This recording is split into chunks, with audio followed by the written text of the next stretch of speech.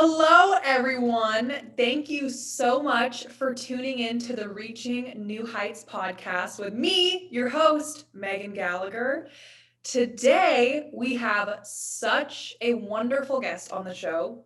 He is a multi talented man. He is everything from a certified life coach, breathwork expert, a master therapy practitioner, founder of the Wellness Experience, and founder of Creator of Space by Nicholas Pratley. Everyone, please give the warmest welcome to Nicholas. Thank you so much. So happy to be here with you. How are you? I'm doing amazing. How are you today? Good. Really good. I'm here with you, and we're going to talk about inspiring juice for ourselves and everyone else, right? So, couldn't Yeah, be, yeah. I'm so grateful to have you here. And I think we both can agree, and we were talking about this earlier. We both feel like we've met each other and had past lives in just such a similar wavelength. Yeah. Yeah, I totally feel you. We've been back and forth, obviously, over on email and Instagram a bunch of times, and I was reviewing your feed this week in a little more detail. I love some of the stuff that you're doing, and I love that talk that you did with, oh, I forget her name at this moment, but you were talking about mindful parenting, and she wrote a fantastic book. I forget her name right now, but yeah. Um, between our little bit of dialogue back and forth and all the research I've done on you, I feel like I really know you. So thank you for being here with me today. Oh my gosh, I the pleasure is all mine, Nicholas. So I don't even know where to begin because you are truly such a remarkable human being and you have accomplished so many things that most people just would never dream about doing in one lifetime, or they would feel nervous to start, so much fear. And I would love to know where your inspiration for what you are doing now, specifically with space, which is so amazing. I would love to know where the inspiration behind that came from. Wow, you're so sweet. Thank you for your kind words. I think that the inspiration from space was really, I've been working on this body of work for the past 20 years, and I call it Luminous Energetics. And I really believe that energy is, we're only 5% of the matter that exists in the universe. You and me, this computer, like 5% of the physical world is apparent to us through our eyes.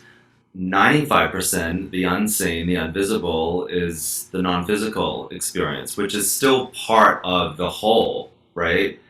Yeah. And we often miss that piece out. And so I feel like I don't want to say rules, but let's say the guidelines of our life should include energy, no? Um, because there's so much that happens in the unseen, in between every breath, every moment, every heartbeat, in between the hemispheres of the brain, in between the chambers of the heart, there's space. And in that space, there's energy. And if we can connect to it and let it in, we expand our physical experience into the non physical. And that's where we find more wholeness. And so the whole purpose for space is to connect people to the space within and all around them. And we all expand together from that perspective. I mean, that is truly one of the most powerful things I've ever heard of. And I think, especially, I mean, now more than ever, I think we as a whole just we need community and to come together and to, I think, tap back into ourselves. And that's something that, from my own experience, anytime I feel anxious, I feel out of alignment, I just don't feel like my true self, truly the only things that help me come back into my body are things like breath work and just doing movement. And that's why I am such a fan of your work, because as someone who used to struggle from horrific anxiety when I was younger, I never knew what was going on, but the only thing that made me feel better was going home at the end of the day, putting on headphones and just dancing around my room and really just doing breathing. And it felt weird at first, but I just kept on doing it. And all of a sudden I noticed all the fear and just melted away. And I felt present in this moment. And there was nothing, wrong in the present. Ah, yeah, that's so beautiful. That's so interesting because I had a similar experience as a kid where major abandonment issues, um, serious anxiety. I mean, I would get into these panic attacks where I'd be, under a table in the corner of my room and not be able to leave, kind of thing. And I had asthma as a child, and my doctor said, swim, it'll strengthen your lungs. And so I swam almost every day. And I thought I was kind of this crazy kid that would have these experiences underwater swimming, but laughing and screaming and crying underwater. And Yeah. it was like my version of dance, like you're talking about. Yours seems way more fun, but nonetheless, it was like this kind of cathartic experience that let energy move and let me release a lot of this anxiety. And I didn't know at the time, but I was doing this, I was doing breath work as part of my swimming experience, and it was healing. It was healing. Yeah, it's truly, I think we all have so many moments, whether in our childhood or early adult years, where we may not be aware of the impact at that age, but eventually we realize, oh my gosh, that thing that that person said, that moment for you swimming and you didn't even realize, but you were doing breath work. It's just so powerful.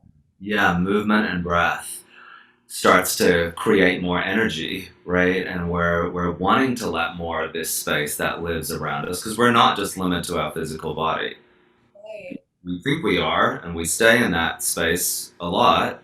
But if we can expand, wait, I'm bigger than just my physical body. I have an energetic field that goes all the way out here, and that's part of my body, But we're not taught to remember that part, and so when we get into movement and we get into breath, it starts to connect us to this bigger field, which is why we feel so much better. Yes, that's so amazing. I would also love to know, Nicholas, and your experience. When do you remember having a first aha moment where you knew deep down, you just felt that you were special in a sense, that you had gifts and that you really wanted to serve a bigger purpose on earth? Oh man, it's a journey, right? Like you go through, I have gone through these different phases where I'm ready, I want to do this, I want to serve, I think I have something to say, and then I do it and I mess it up. Well, maybe I don't have anything to say, and I have kind of done that back and forth thing for um, a lot of my life, and I don't know whether there was a turning point. Um, where I was like, I'm going to serve. I think I've always served, but I've just gotten better. And so more recently, I'd say probably in the past 2 to 3 years, I've gotten really clear on what my note is, what my message is, and it's all around energy. Mhm. And when I let myself really step into that, something clicked. Previously I had moments of it, but I'd be running around and doing a lot of things for other people, to because I didn't quite believe it. When you really stand in your truth, in your power, and own it, so much more starts to come through, right? And you kind of can't escape it. But for me, I kind of knew what it was, but I was being distracted by a lot of other things, so I wasn't fully standing in it. I think in the past couple of years, it's really clicked. Wow.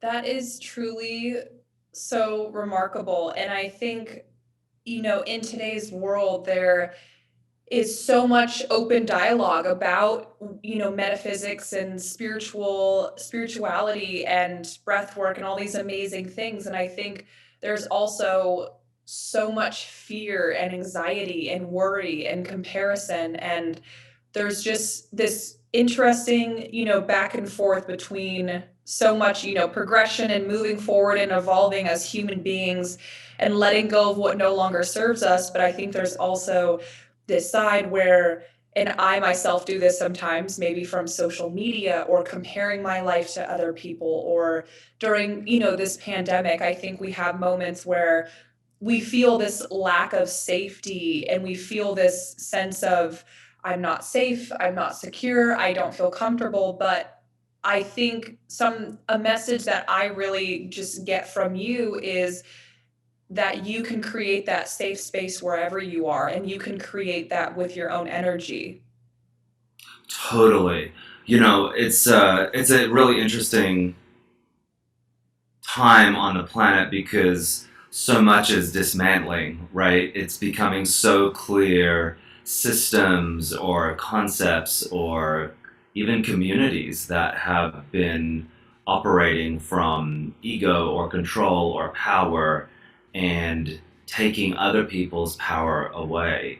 And as those systems break down, the opportunity is there to take back power.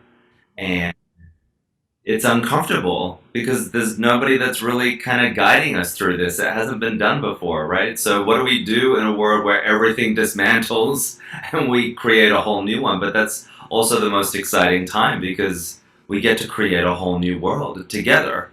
And I'm not saying that like like, oh, let's all like hold hands and be all Om Shanti and make everything perfect because there's process to all of it. There's authentic conversation about what feels bad and what doesn't feel right, and also giving people time to unload and express what has been suppressed, right? It all kind of needs to happen. And in that process, if we can remember the only person that can be like the best parent I can be, the best parent I can have is the one that I am to myself. To really hold myself. I love this analogy of the baby. If you're holding a newborn child, if somebody's sick, you're moving away. If somebody's yelling, you're going into another space. There's nothing coming between you and the safety of that child. And we're not taught to do that for self, you know? And if we can slow down and really listen to our energy, it's not what we're doing, it's the way we're doing it. Like, am I really listening to what my insides are saying? The child will need to express and unload and feel complete before it goes back to playing, right? We hold it, we give it a cuddle, it cries out, it goes back to playing. Right.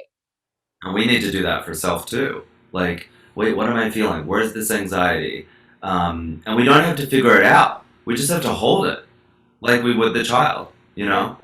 And that's part of our luminous intelligence to really listen to what our energy is saying from the inside out. And eventually it starts to speak back to us and guide us. And that's one of the most empowering things because it's all you.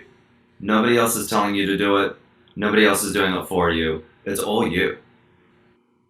Wow. And I love what you said, Nicholas, about acknowledging when you are feeling an emotion. Just, as when you have a child, you acknowledge their needs, and it's a cycle. They cry, laugh it out, they're tired, they take it's like a cycle. And I think if we as humans could not only view ourselves as a prized possession like our child, our business, something that we love and care about so much and we would show up for, but actually acknowledging when we feel the emotion, pausing and thinking, where is it in my body? Is it in my chest, my stomach, my neck, my shoulders? Where am I tensing up or resisting or just holding on to? And then actually breathing through it or dancing through it, or just, Yeah. that's just so powerful what you said. It's so beautiful, and it's actually a lot of what ancient, tribes around the world show us. They're in ritual all the time. They're in dance and song and community all the time, letting emotion like this move through as a community, right? Sometimes they might be holding space for one person to do it, but then they also might be saying, as a group, we are feeling really stuck and anxious and scared, and there were fires in the forest recently, and they move through that energy Yeah. together. Um, I think part of what's happening in this dismantling is that we're being called to come back to what's natural, you know, and not just only by being in nature, and that needs to happen too, but also what is natural to us. What is natural is to hold ourselves like the precious. We're freaking miracles walking around on a ball floating in the middle of space. We should be holding ourselves in that same way. And so, what are we listening to? How are we listening to it? It's not what we're listening to, it's the way we're listening to it. And I know you do a lot of work with children, which I love, and I think mental wellness is such a important part of what's happening in this shift. And just to illustrate what goes on in a child, there's the left side and the right side, the logical brain and the emotional brain. And children don't integrate unless both sides of the brain are exhausted. So whether they're thinking super logically or whether they're reacting emotionally, overreacting or not, the child needs to exhaust both sides of the brain so it can then integrate. Both Mhm. sides become whole. They fire with the other side of the brain and they become whole. And we are not taught to do that. That should be in our school system, you know? And that's what we need to remember to do for our children as parents, but also as each other. Part of that message that comes back, oh my God, I thought I worked through that in therapy, and here it is again and again and again. We haven't exhausted that part of the brain so that it can integrate with the other side.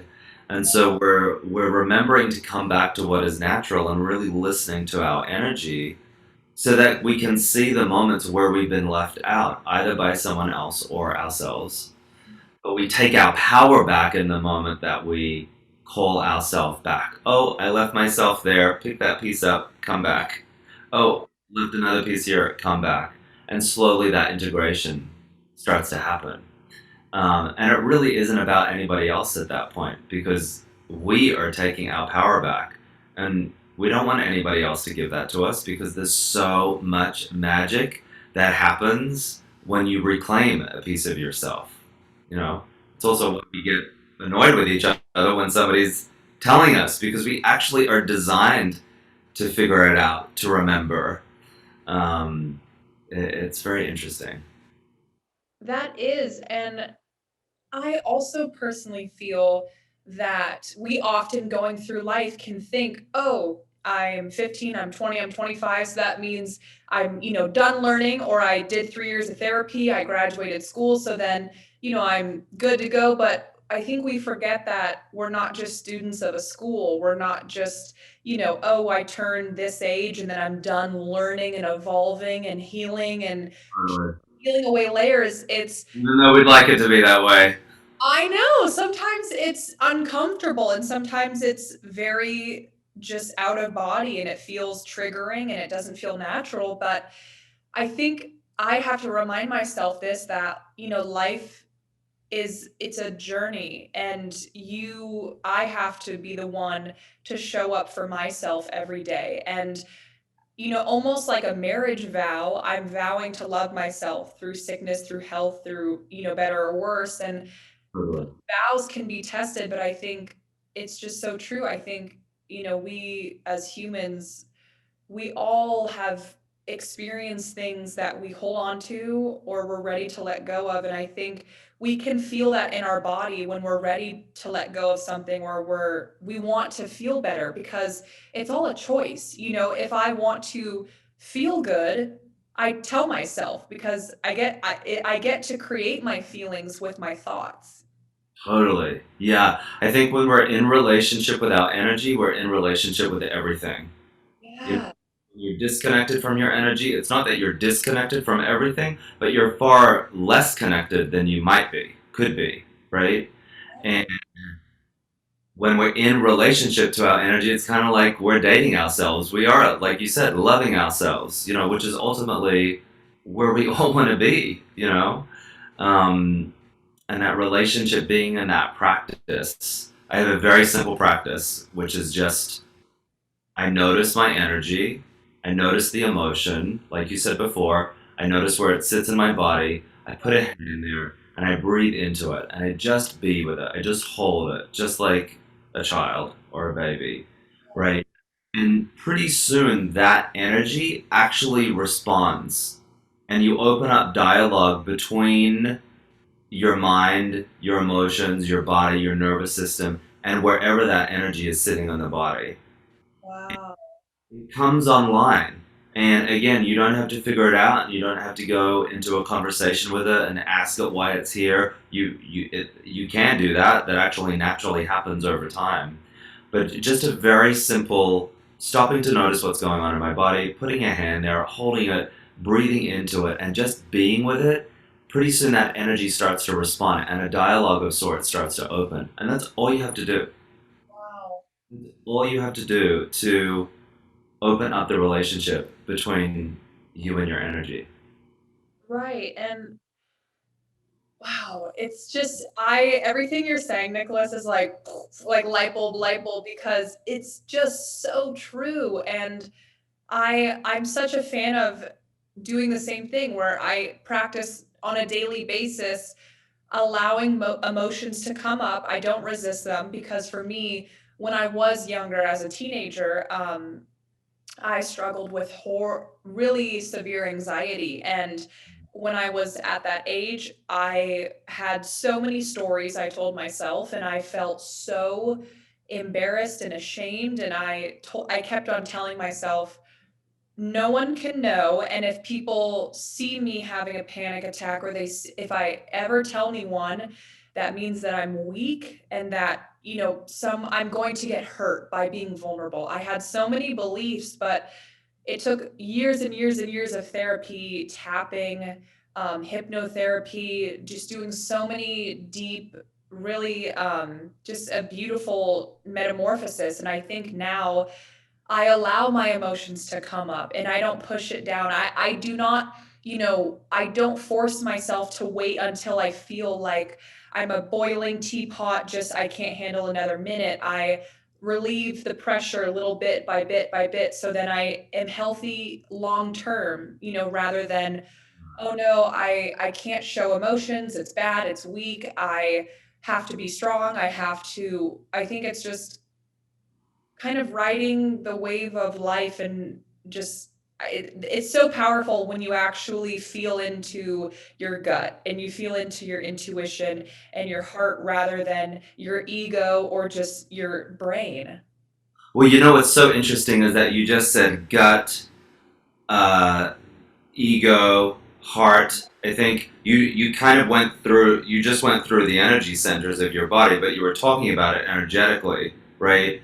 But so what we're actually doing, oh my gosh, we could go away on retreat and talk about this for days, but two things I want to highlight is that you just naturally kind of went to what your energy centers are. So we are keyed into our energetic system, our energetic anatomy, whether we think we are or not. We use it in our words all the time. I need more space, meaning I need to get outside my physical body, and I need to feel more space around me. I need to get out of my head. I wish I could. Oh my god, my head's driving me crazy. Right? Yeah, because you're stuck in here and you want to get down here. Like, we use the verbiage that relates to what we're responding to or not energetically all the time. We're just not super conscious of it, right? And then the other part is when you were talking about being a child and going through these experiences with anxiety and feeling embarrassed. I think this is a major issue that we need to address in our community, especially in schools, because children do feel bad. Children do feel less than or judged or like they're going to be ridiculed if they say, I'm feeling crazy. I don't feel normal, because then that's going to that's going to box them into being that way. And it doesn't mean that there's anything wrong and that they're going to, be pulled out of school or have to go on medication, even though that's a lot of what's happening. It's really addressing authentically what's happening moment to moment. It's okay for us to feel anxiety. It's okay for us to feel a little crazy from time to time. It's okay to have all the emotions that we have, because there's nothing wrong with emotion. There really are just emotions. we divide them into bad and good emotions, but if we keep pushing away bad emotions, we're separating ourselves. We're throwing a piece of ourselves away. And that's the part that feels really bad and begets more anxiety or frustration or fear. And so we need to teach our children that all emotions are beautiful. And when we include all of them, we're more whole. If we leave them out, it's like saying that you're going to go leave your kid on a sidewalk and go for a drive. Well, why would you ever do that?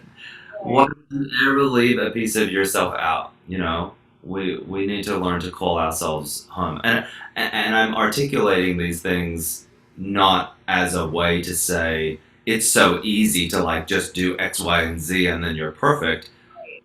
They're energetic principles that if we practice, we are far more in relationship with ourselves, come into a state of wholeness, and we start to touch more and more who we really are. And that feels so much better. And so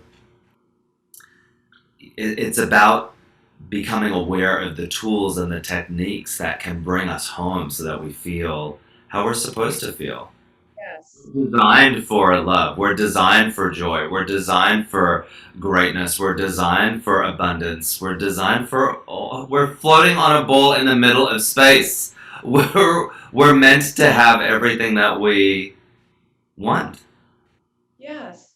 It's it's so true. And that, oh my gosh, I mean, this conversation is so powerful. And I really feel that you are so right. I think we are meant and designed to live the life of our dreams and to experience the most magical, delicious emotions and feelings and epiphanies, and like we're living in nirvana. And I think it's just when we choose a negative thought or we choose to think about something negative, or our ego, we feel it in our body. We feel the pit in our stomach. We feel the sweaty palm. But I think that is just telling us we're out of alignment, and to get back into the peak state when we're in flow and when we are feeling good.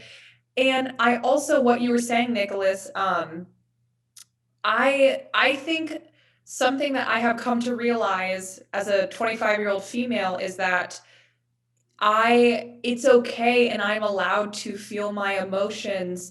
And it reminds me so much. Like I said, when I was younger, I used to disassociate so much. And it was this thing where my mind would go into this state where I imagine, I love how we're talking about toddlers, because in children, I think there's so much to say about that. But I imagine my mind as if I were a parent and I had a toddler that was upset, they were crying, they wanted attention, and I was, just basically putting them in a closet and saying, "You cried out for a few minutes and do your thing."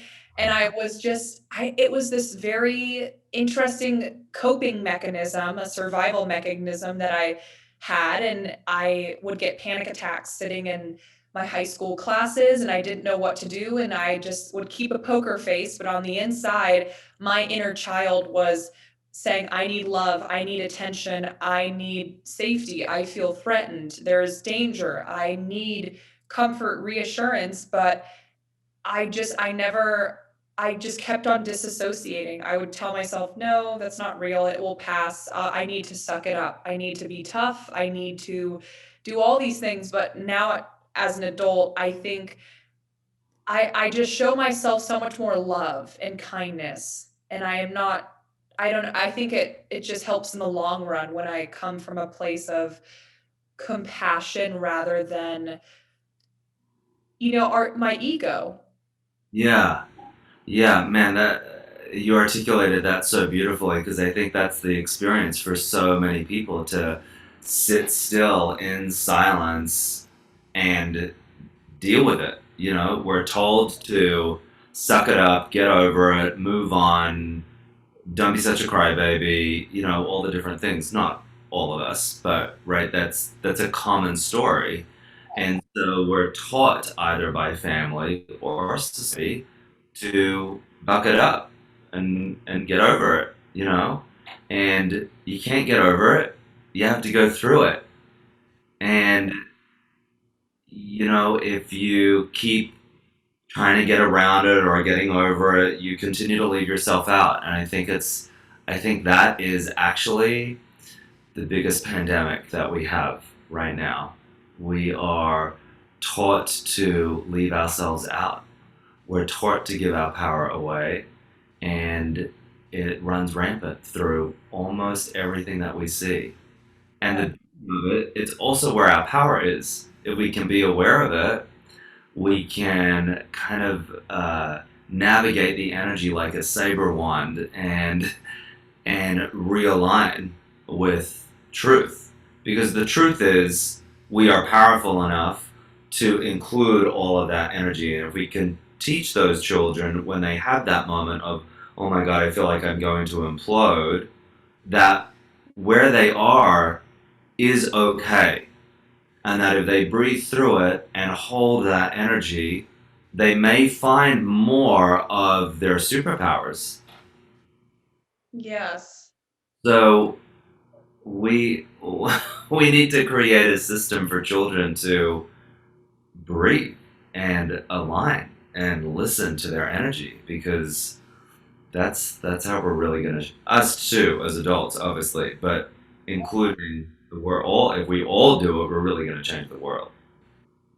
I agree. And I think, something that, just to bounce off of what you said, I think something that is not taught in the current public school system or in the classroom is really, teaching children and teenagers and young adults that however you are feeling, whether you're in a pandemic or not, but however you are feeling on a daily basis is perfect. Because I think in school we are taught, get this grade and this grade is bad, and it's such a system where this, if you're not above this certain GPA, and it's just so, it's, I mean, it's a wonderful thing, but it also, I think, it teaches children that there is a right and a wrong way to go about life. But when it comes to our feelings and our emotions, I don't think you can't get it wrong. And that's, I think we're both on the same page about that. It's just showing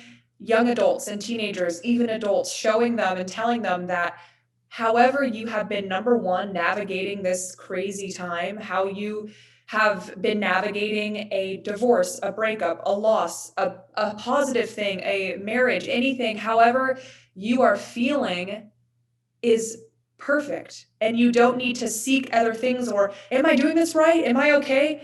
If you're still breathing and you have a heartbeat and then you're doing it right, you know?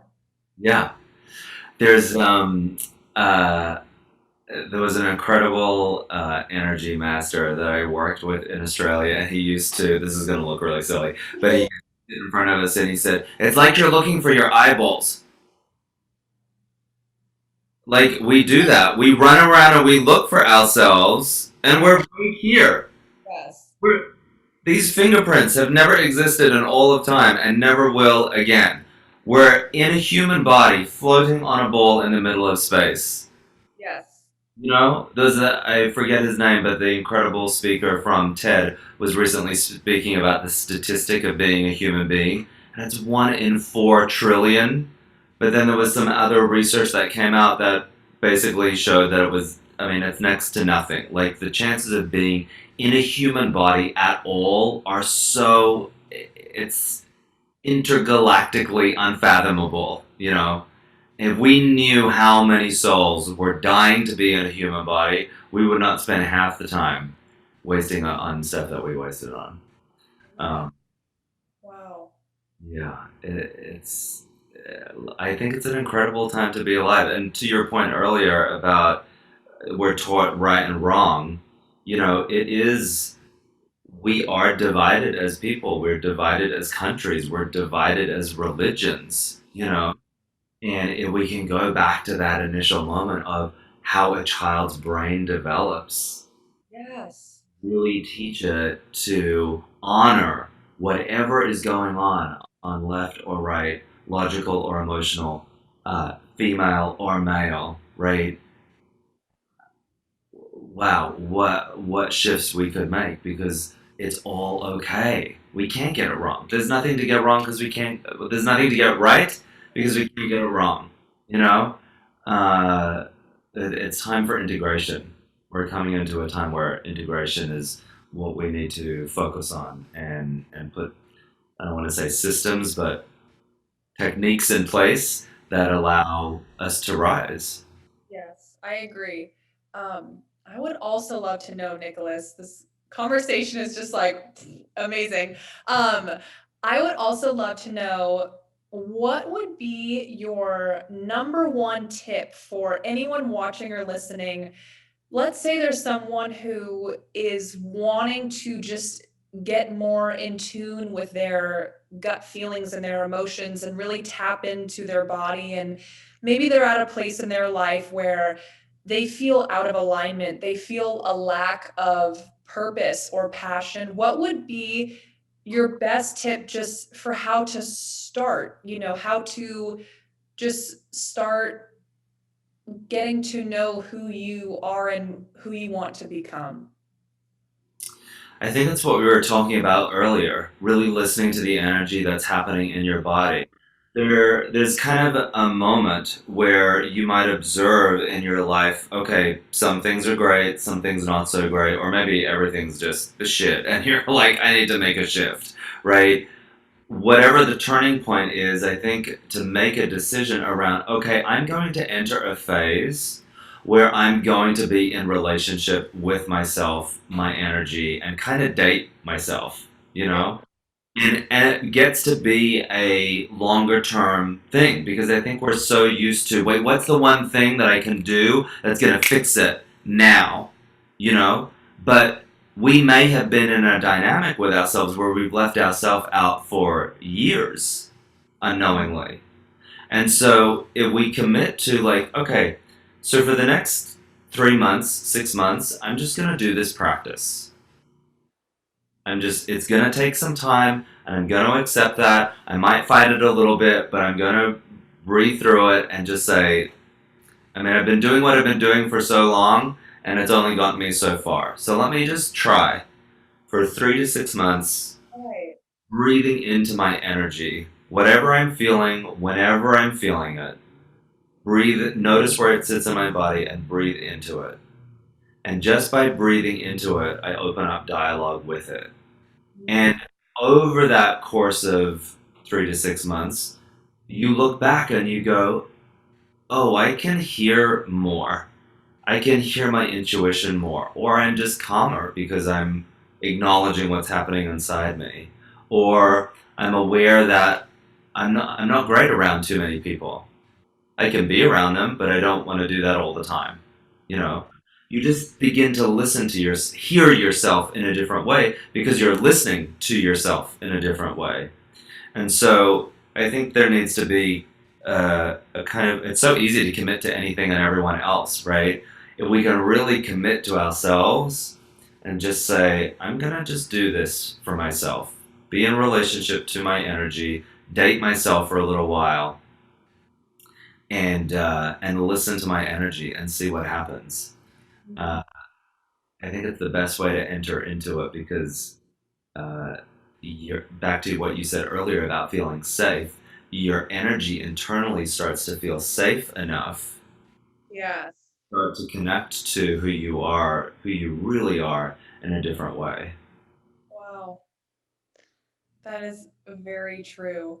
Um, I would also love to know, Nicholas. So, as you and everyone else watching may or may not know, it is my personal mission and purpose in life to truly inspire teenagers. And in that aspect, it's my biggest dream to change the school system and the curriculum and to have mandatory classes about mental health, about self-care, and about really just knowing that you come first and how classes on how to be happy basically and how to take care of yourself. I Happiness class. I know. I would Yeah. like to know, what is one class you wish they taught in your high school when you were growing up?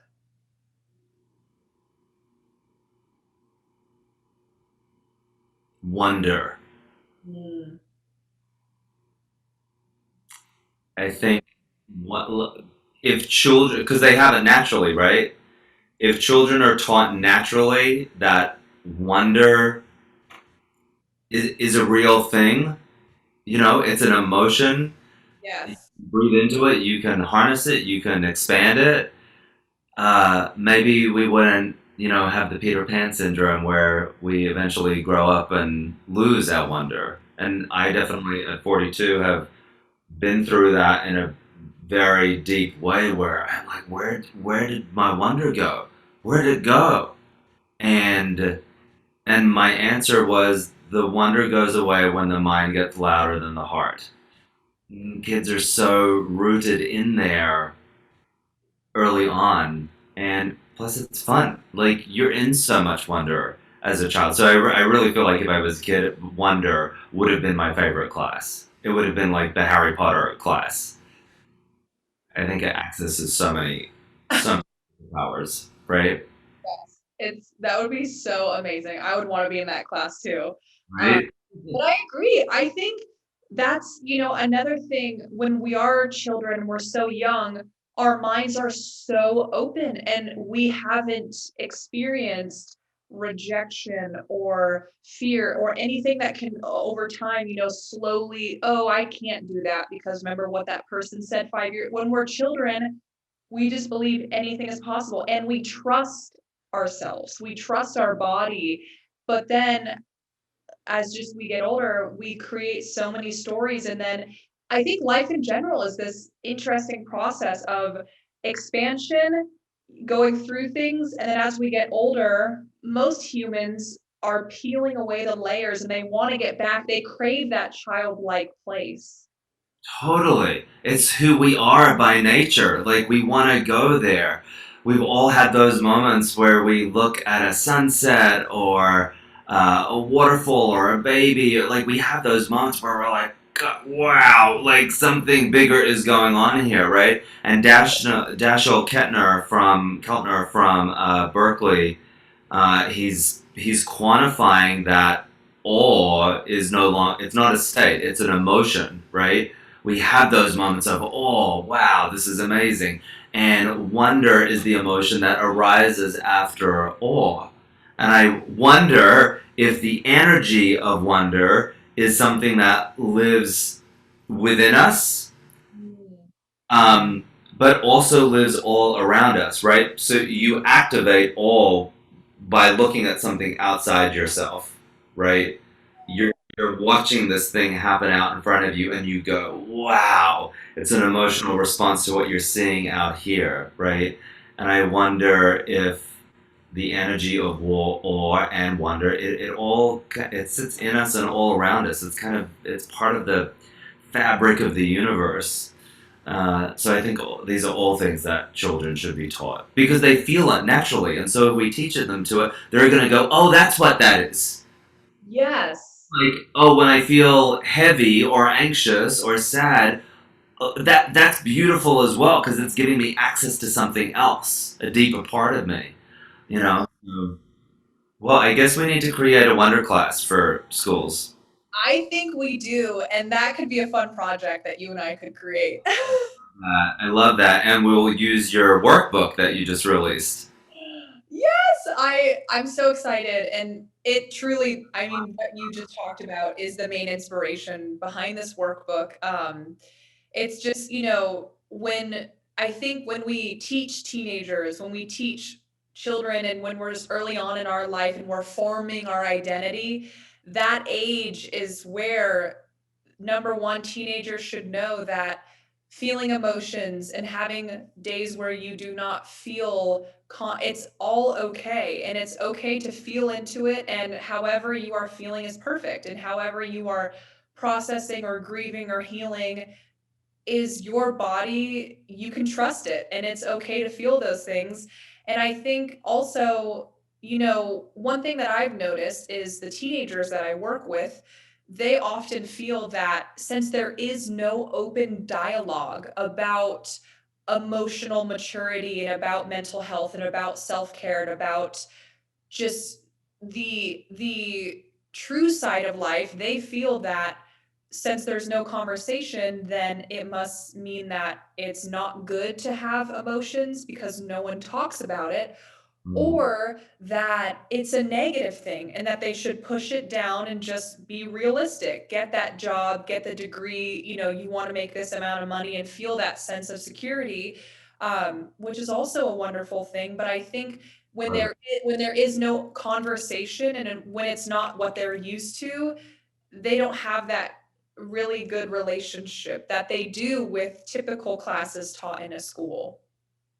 Totally, yeah, that's such a good point. If it's not being talked about, then they feel isolated somehow because there's not a conscious conversation around it. So, yeah, I think that's really it. Part of this time is to speak up. We hear it all the time on so many different topics, right? And I think for children, it's so needed. They need to know it's okay to talk about that. Where they are is okay. It's all okay. Yes, and I think because, life is inevitable, and at the end of the day, we're still human beings. We're a soul having a human experience. So we can hustle and work as hard as possible. Those things are amazing, but when we have a human soul moment and we feel sadness, we feel empathy, we feel frustration, anger, joy, excitement, there isn't a manual or a step by step guide on how to work through these emotions and how to heal yourself. So I think for a lot of these young adults, when they have the first experience of really feeling a feeling, they think, "Oh my gosh, wait, whoa, something's wrong. What's going on? My body, I don't know what's this, what's my heart beating quickly and I don't know what this feeling is." And they don't know what it is, number 1, but they do not know how to cope with it or how to work through it in a healthy way. Yeah. Yeah, and that's where it becomes so many conversations that end up in stagnant energy in the body or just a mental shutdown of sorts. Sometimes very subtle, sometimes very intense. And so, yeah, there's not a lot of space around whatever it is to be reassured that it's okay and to talk about it. Mhm. You're right. I think that's the next big thing that we're going to hear from you about. Yes, I think it's so needed and it's something I clearly am very, very passionate about. Um, okay, so Nicholas, we have entered the part of my podcast where I am going to ask you some really fun rapid fire questions. Ah, awesome. I know. So these are quickly the first thing that comes to your mind. They are just fun questions about little kind of fun things in your life. Are you ready? Right. Okay, perfect. So, number one, what is your favorite guilty pleasure food? Donuts. Yeah. And do you have any specific flavor of donut? There is a Dunkin' Donut pineapple glazed. It's the best thing in the world. Yeah. That's so yummy. Okay, number two. What is the most embarrassing thing that has ever happened to you? Oh man. There's been plenty of them. The one that's coming to mind right now is I was at home alone. Thought my family was coming back the following day, and by family I mean all of them, Yes. not just a couple. And I was in our pool, and I was naked, and I jumped out as they walked in, and it was just the whole enclave. It was, yeah, that was embarrassing. Yeah. Oh my gosh, oh my gosh, that's wow. Um, okay, my next It was I like when I was a young teenager and I was going through puberty and I already felt weird and weird in my body and anyway. oh my gosh, that is one of probably that tops. I don't think I've ever heard any one of my podcasts. That is the most embarrassing. Oh my gosh, yeah, that took some therapy. Oh my gosh. Okay, so my next question for you, Nicholas, is what is the best piece of advice you've ever received? Oh, man. Oh, gosh. I feel like I've been so lucky in my life. I've worked with some amazing people and got some amazing advice. Let's see. You know, my grandmother saying, do what makes you happy. I didn't listen to that advice for the longest time because I was so plugged into like I have to do all the things that make me seem and look as amazing as possible, right? Leaving out the happiness factor the whole time, but that really is the best advice I've ever gotten. Wow, I love that. It's like it's so simple yet it's so we forget it all the time as humans. Yeah. Where's the joy? Just follow the joy and then collect more pieces that bring you more joy. Wow. And I mean, something that just came to my mind, if, when we go about our life and we're thinking, do I want to do this? This person is wanting to hang out with me, this relationship, this event.